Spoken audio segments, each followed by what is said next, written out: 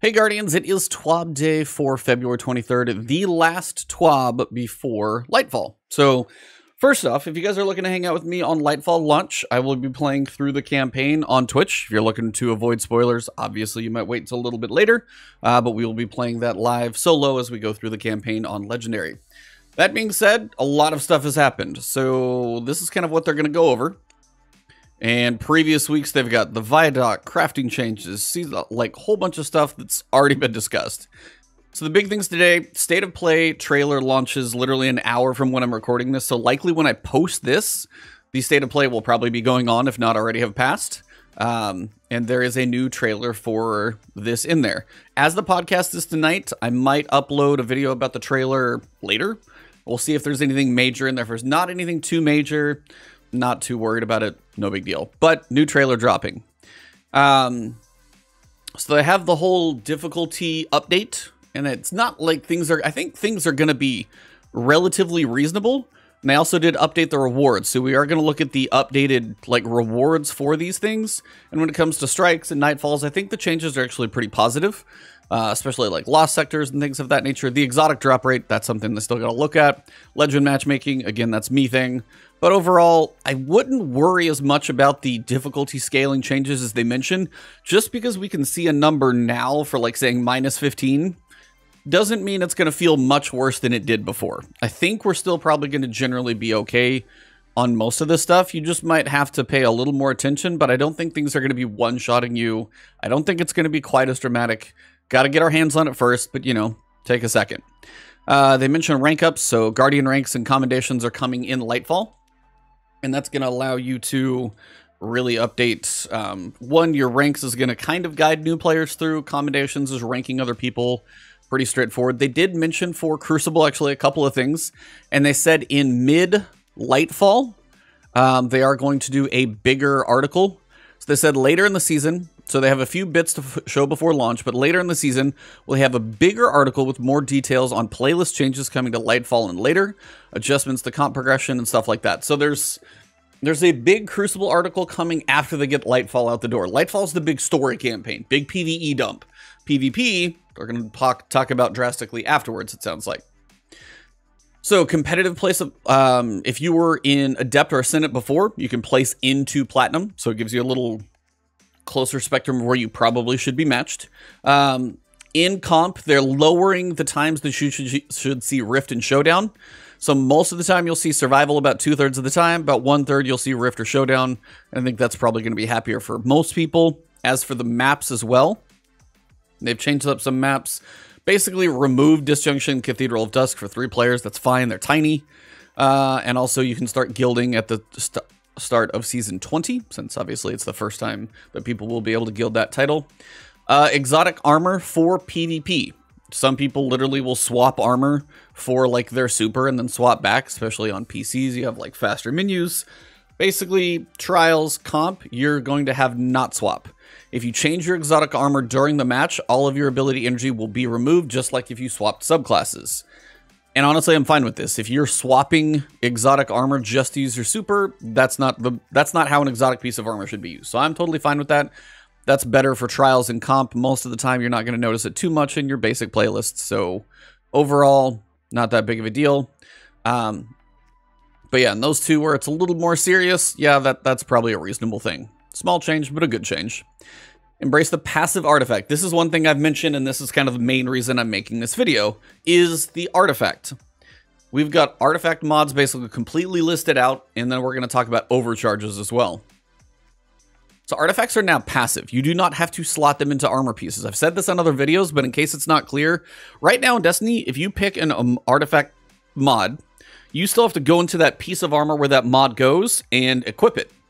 You are no longer going to have to do that, which means the artifact mods are basically just active on your character when applicable. And then applicable? I don't know. Both of those I feel like I've said.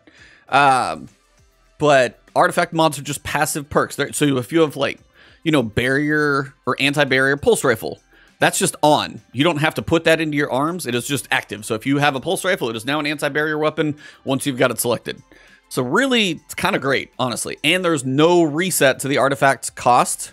So you can reset it 1,000 times a season if you want to. So have fun with that. Anti-champion weapons featured on the artifact can also be overcharged in higher difficulty activities. We'll talk about that a little bit in the difficulty changes. The accommodation of these changes, Artifice Armor has now a unique mod slot that grants 3 additional points to a character stat of your choice. This change is retroactive, so if you have Artifice Armor, that extra slot is going to get you 3 extra points. Now, I don't know how much that's going to cost. I'm actually very curious how much that's going to cost, but earning Artifice Armor, going to be worthwhile now. Now, if you come down, they actually give you a full straight-on preview of the entire artifact. So you've got Anti-Barrier Sidearms, Anti-Barrier Pulse, Overload Bows, Unstoppable Scouts, and Automatic Overload. So you got bows and overloads for bows and auto rifles / SMGs for overload. Now they state here, and when they mention overcharge, it's the easiest way to say it, pulse rifles are always overcharged when that modifier is active. So if you're in Legend or Master difficulty content, Lost Sectors, Nightfalls, whatever it may be, if things have the capability of being overcharged, like they state that, say like a Nightfall has overcharged scout rifles, just in general, whether you have unstoppable scouts on or not, if you go a scout rifle, you get that 25% overcharge bonus. But now, if there's like say anti-barrier pulses and you bring in a pulse rifle, that also gets that 25% bonus. So higher difficulty content, paying attention to the overcharge, it will definitely help you out. Column 2. Now, this is where we're going to have to get into build crafting and loadouts and all that stuff, but the armor energy cost of all mods affecting your solar weapons are significantly discounted. Now, there are ones that affect solar weapons and void weapons and strand weapons, so this whole section right here is mostly about how are you going to play. Solar, strand, or void. Those are the 3 featured subclasses and damage types this season. It's probably because most things on Lightfall on Neomuna are going to be strand, void, or solar, so that makes sense. Grenades. The armor energy cost of all mods affecting your grenades are significantly discounted. So if you just choose grenades and you have a grenade, like this is one I think everybody's probably going to want to get because everybody loves their grenades. And if you lean into mods where, you know, if you cast your class item, you get your grenade back faster. If you do damage with your melee, you get your grenade back faster. If you lean into all of those and they're cheaper, you've got a lot more flexibility in your build. Then finally, you've got multi-siphon mods. Grants access to armor mods in your helmet that combine the effects of the strand siphon mod with the solar mod and the void mods. So if you're leaning into this season at all, the siphon is basically if you do damage with strand or if you do damage now with solar and void, you're going to be making orbs and able to pick up those orbs and charge your armor, which is what loadouts is all going to be about. So I think these 2 alone kind of going to be massive. And then depending on what activity you're doing, you can probably pick and choose which barrier and overload and anti-champion weapon. But these, yeah, that'd be nice. Now, I wish you could just like unpick and pick certain ones as opposed to a full reset. That'd make it kind of easier. But generally, it's the whole champion thing, but oh well. Overall, like, a lot of this stuff is cool. I'm curious how drastic the cheapness is, but they're really allowing, if you play into the damage types of the season, to have some cheap mods, hopefully. So, column 3, first time you break a combatant shield, you create an orb of power. And again, if you pick up an orb, we're going to have access to all these things that we always do, whether it's higher energy fire or solar damage fire, whatever it may be, we're going to have to see all the mods and perks that we can pick. But overall, shield break, especially in high difficulty activities, you're probably going to be doing that all the time. Defiant armor greatly improves the benefit provided by noble deeds, which I think I would have to look up. Nanotech tracer rockets, Tech's balance stock, which is literally like the new scout rifle from, what is it, the Spire of the Watcher dungeon, and ambush, which is all of the traits from just like Disparity's got ambush on it. So greatly improves the benefits of basically 4 origin traits. So if you have guns with those, you kind of build around that, you can do that. Untangler, destroying a tangle with strand, or with a strand weapon, suspends targets damaged by the explosion. So not only are you going to damage them, you're going to damage them, and if you survive the damage, you're still going to be suspended. So kind of a double there. Solar Surge, collecting a fire sprite, gives you armor charge, and armor charge is that whole orb of light thing, orb of power that we're going to be building up on. Volatile Flow is back. This is huge. Picking up an orb of power grants your void weapons volatile rounds. So if you have any of those supers where you make orbs and stuff like that, there's going to be some fun kind of combination of chaining effects that people are going to be doing. All right, so column 4, we've got Bricks from Beyond. Now, defeating a powerful combatant with a void weapon has a chance to generate heavy ammo. Now, instead of leaning onto the Aeon exotics, the fact that just void weapons in general are going to be possibly generating heavy ammo, this leads into solo play, this leads into contest raid play. Bricks from Beyond for heavy ammo alone, somebody's going to want to be running this to hopefully make some ammo. And especially, like, let them destroy the powerful combatants, that type of thing. It's going to be, I'm sure this is going to be part of raiding or something. Flare up, firebolt grenades apply more scorch stacks. Damage a combatant with a firebolt grenade spawns a fire sprite near them. So theoretically, you know, you can get some fire sprites working. Weapons with noble deeds, nano tracing rockets, test bound stock, and ambush origin traits are always overcharged when that modifier is active. So if you're in high difficulty content that has overcharged weapons as a thing, then anything with these weapons are going to be basically overcharged the whole time. So that's pretty cool. Rapid final blows with a strand weapon.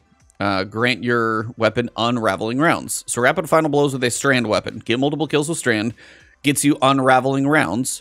This is something the Warlocks can do just by like kind of consuming a grenade with a longer duration around allies. So if you're running together, kind of more of that strand synergy going on. Counterweave. When you or a member of your fire team stuns or defeats a champion, you gain energy for your least charged strand ability. So if you're running strand and your fire team stuns a champion, you can get some of your strand abilities back. Again, I don't know how many we're going to be able to pick in each column. You're not going to be able to pick all 5 of these, though. I can guarantee it's probably going to be a max of 2. So column 5, destroying a tangle with a strand weapon creates a larger and more damaging explosion. So if we really get into strand, that'll be kind of a big one. Rain of firebolts. When you have firebolt grenades equipped, you get a second one. So if you can lean into the firebolts, which is not the Warlock fusion crazy build that I thought it was for half a second, but if you can lean into the firebolt grenade build, maybe there's something there. We'll see. Void weapon channeling. You gain a temporary bonus to void weapon damage after you defeat a target with a void weapon while at least one of your void abilities is fully charged. This damage bonus increases based on the number of fully charged void abilities. So if your weapon is... so that's actually interesting. I kind of like that. You gain a bonus to void weapon damage after you defeat a target with a void weapon, while one of your void abilities is up. So if you have your grenade and your melee and you don't use them, but you're using a void weapon to get kills, you're going to get a bonus to damage, and you can honestly stack that up probably once or twice. That's actually kind of cool. Leans more into the weapons. I kind of like that. Medieval Champion. This is a long list of things.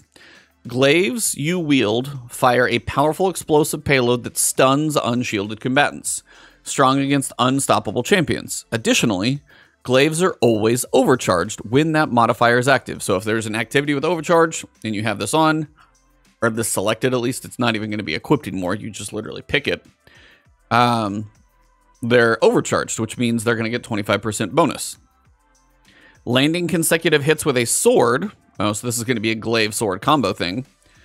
Stunning them, delaying ability regeneration and lowering combatant output. Strong against overload. So it makes unstoppables are going to be, for one, overcharged, and then unstoppables are going to be like glaives, and then swords you're going to be able to use overload against overloads, and those will always be overcharged as well.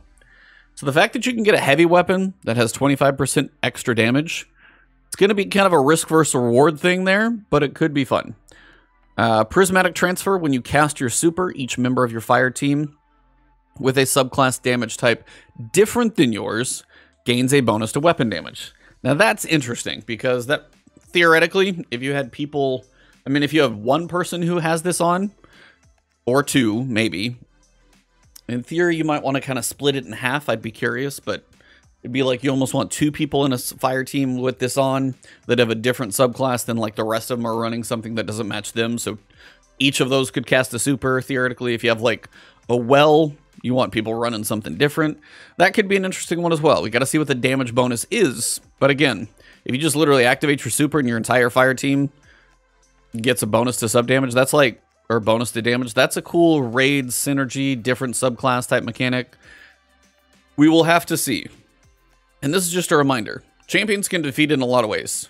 Some exotic weapons have anti-champions just intrinsic. Leviathan's Breath, Divinity, Ariana's Vow.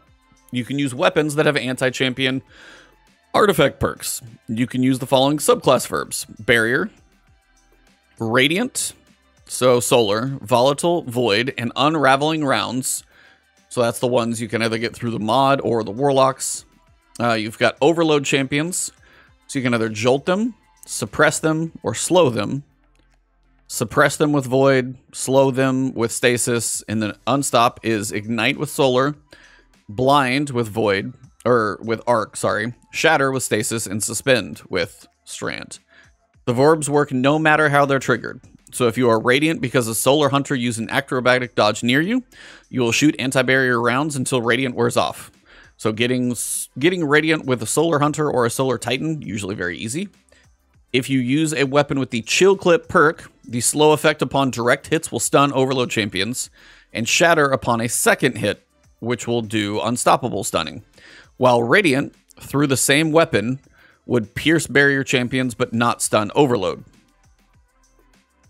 Interesting. So while you're Radiant, you would technically be able to break a barrier champion, but you also, while Radiant, wouldn't stun Overload, so it's kind of one at a time. Exotics with anti-champion status effects won't get the pierce effect when applying Radiant. Agriceptor will slow and stun an Overload champion, but not pierce a barrier, even if the player is Radiant. Okay, so exotics still hold on to their effect. There is an exception for weapons able to Scorch, since ignitions require buildup in order to stun. Okay. They mentioned for the Legend campaign, they said enemies will have more health in larger fire teams, but they said they reduced the health scaler on combatants to better balance solo and fire team. Honestly, like, solo is better than a fire team, so the fact that like 3 people won't be having the worst time, probably okay. Also, the damage required to stagger combatants is reduced in the Lightfall campaign, just in general. Still going to be a tough campaign. Definitely was still a challenge and fun, but that should make it more manageable for groups. I think solo play probably could be a little less, but the 3, I think 2 is actually the sweet spot. 3 I've heard was very, like, way too tanky, or way too spongy. Also, the Witch Queen Standard Edition is available for free for approximately 3 days. Xbox is done at the end of the 26th. PlayStation Steam Store is basically done when servers go down. So you've got about 3 days. If you have not played the Witch Queen campaign and you never bought it and you're watching this video, you have 3-ish plus days to go play probably the best Destiny campaign. Do it. Please don't sleep on that. If you want to check out the Amazing Legendary campaign, the Vox Obscura mission, and a few Wellspring runs, or try the Vow of the Disciple run, you totally can. You'll be able to earn loot and also keep that. Similar situation with Beyond Light. Since this expansion is still available for free to PlayStation Plus, go fight House Salvation and their leader while traveling across and get a hold on Stasis, the first Darkness subclass, just in time before Strand, the second one, launches. Just remember, redeem Beyond Light before March 6th. Yeah, if you have PlayStation, redeem Beyond Light, add it to your library, just do it. No reason not to. Prime Gaming, a little bit of Prime Gaming rewards. Pick them all up. Clean out Amanda Holiday. Anything there, not really going to hang around. We have 24 hours of Lightfall downtime. So on the 27th at 9 a.m. Pacific, servers are going offline. You can preload, but we will not be able to play for 24 hours. Go touch some grass. A bunch of your rewards. Anything that you've earned that you haven't claimed, go do that. Legacy Collection update. A whole different annoyance argument here for me with the whole pricing monetization we've talked about on the podcast. But on the 28th, the Legacy Collection that currently contains the 3 old ones will be retired. And the new Legacy Collection will contain Shadowkeep, Beyond Light, and Witch Queen. The Forsaken Pack will still be available in its own separate content. That should be free. I am sorry, but that should be free. It is way too old to still be charging for the Forsaken Pack. I'm sorry. That's just one of those, that's another hill to die on, but we've talked about it on the podcast too much. Other than that, a whole bunch of videos and stuff that I can't really click on. But it is not a horribly small TWAB. I thought it was actually going to be tiny. Thanks, Bruno, for it. The other things I do want to touch. So they kind of did a quick revamp of surges. Two different elements, either of which give you 25% and if you're using a surging subclass, your kinetic weapon will give you 25%. Threats. Plus 25% damage to your Guardian from a specific element. It used to be 50%, so it is 25% less. So that, honestly, right there, when you have a burn on and it used to hurt a lot more, it is not going to hurt as bad. Now, enemies may be a little tankier, but that means hopefully you're dying a little less. Enemies may take a little longer to kill, but I'm okay with, you know, having a shot at killing the enemies, as opposed to, like, some random things one-shotting me in a Grandmaster. So hopefully this is actually a good change. Overcharge. So this is where 1 or 2 weapons, as well as any anti-champion weapons, make these weapons overcharged. An overcharged weapon can ignore the surge element and still get the 25% bonus.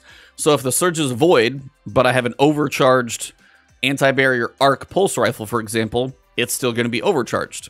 So again, there's a lot of ways to get that 25% bonus, but you're not going to get that 25% to stack. The surge and the overcharge don't ever stack together, but between the surge and the overcharge, most of your damage should likely be 25% plus in pretty much all high-level content. Now, they said they currently use an acute burn in Nightfalls and other high-difficulty activities. This is a specific element that adds 25% from your Guardian and 50% to your Guardian. So that was the thing. That is what's changing. The 50% is now 25%, so it's more manageable. So if you wanted that 25% damage bonus, your only option... So prior to Season 20, if you wanted the 25% damage bonus, your only option was to match the damage type defined by the strike. Literally, if it was Void, you had to match Void. Now, you've got the option of 1 or 2 damage types, different variety of weapons, depending on what's anti-champion. All of that stuff will give you the bonus damage. You just have more flexibility. Additionally, if your subclass is surging, so if it's like Strand or Void or Solar or whatever the rotator is, any kinetic weapon also will get the bonus. And then, of course, you're probably going to want to match your subclass to it, so kinetics get a bonus. So pretty much most of your loadout, if you lean into the surges and overcharges, is going to get that 25% bonus. So while there's going to be some health scaling to probably balance some of this out, it's probably going to feel mostly the same. And as the threat is a little less like insta-killish, that hopefully will make things a little bit more manageable. They also mentioned rewards. This stuff I've talked about previously, like yesterday. They forgot the section about rewards. Kind of want to put that in there. So previously for Nightfall Hero, because Adept is gone, Nightfall Hero, a small chance at 2 enhancement prisms. That was just a chance, because trust me, you could run a hero and not get any prisms. 1 core and a small chance of up to 2 more. Now, you will be guaranteed 1 enhancement prism and medium chance at a second one, which is pretty reasonable. You're going to guaranteed get 2 cores and a chance at 1 more. So already, bonus. Maybe a smidge harder, but the rewards are going up across the board. Old, for Legend, 1 enhancement prism and a small chance for 2 more. On Legend. New, small chance at 1 Ascendant Shard. That is massive. Legend difficulty, not crazy. Chance at an Ascendant Shard. And 2 prisms and a chance at up to 4. So this is guaranteed to be double up to, up to 4. And a chance at a shard. So even if like Master's a bit of a stretch at first, this is still reasonable. Master, medium chance at 1 Ascendant Shard. That was a chance on Master. You wouldn't be guaranteed, but a chance on Master. Now, if you do Master, you get a shard, guaranteed, and a chance at another one. Small chance, though. 2 prisms and a medium chance at up to 2 more. So that's pretty much the same, but this is better, for sure. If you do a Master, you get an Ascendant Shard, period. Grandmasters, you'd get 1 Ascendant Shard and a medium chance for 1 more. Now you get 1 Ascendant Shard and a high chance for 1 more. So more often than not, you'll probably see 2. 4 enhancement prisms and a medium chance for up to 2 more. 4 enhancement prisms and a medium chance for up to 2 more. That's the same on the prisms. Lost sectors. Now, they don't mention exotics here. They're still said they're looking at that. So, Legend. Small. Again, this is not exotic drop rates. But it is other rewards. So, previously it was a Legend would be a small chance at an enhancement core. It's fine. Now, you're going to get 2 cores and a chance at 1 more. 1 prism and a chance at 1 more. So, if you can farm Legend Lost Sectors, prisms are going to be coming in, which is good. Master. Small chance at 2 cores. Now you get 2 cores and a medium chance at 1 more. 1 prism and a medium chance at 1 more. So, Legend still feels like the way to do this. I mean, if you were going to really make these different, depending on how they feel, Master, you might do 2 prisms. If you're doing a Master Lost Sector and it's tough, we'll see. But Legend, if you're going for prism farming, just you get 1 every run, you're going to start just swimming in prisms, which wish they would up the difficulty or the capacity on some of those, but that's kind of me. But those are the 2 main pieces that I wanted to touch on that were updates. The rewards for Nightfalls and Lost Sector update and also the summation. But overall, generally pretty good stuff in here. Campaign is free. If you haven't played Witch Queen, please do it. And then the giant artifact thing. So look through this, try and think about your builds. You can kind of get a heads up on all of this stuff. I know this is a long video. We've got the podcast tonight, and we've got the trailer coming up here in like 30 minutes. So I'm going to edit this down, push it out, and I'm going to go check out this trailer, and I'll see you guys in the podcast right here, 7 p.m. Eastern Time. Me, Big Daddy Tej, and Demon Joe. All 3 of us talking on the podcast because my 2 co-hosts are out of town. I will see you guys soon, and enjoy your weekend. And remember, Destiny goes down Monday morning, not Tuesday morning, Monday morning, 24 hours of downtime. So keep that in mind. Get your stuff done this weekend. I'll see you soon.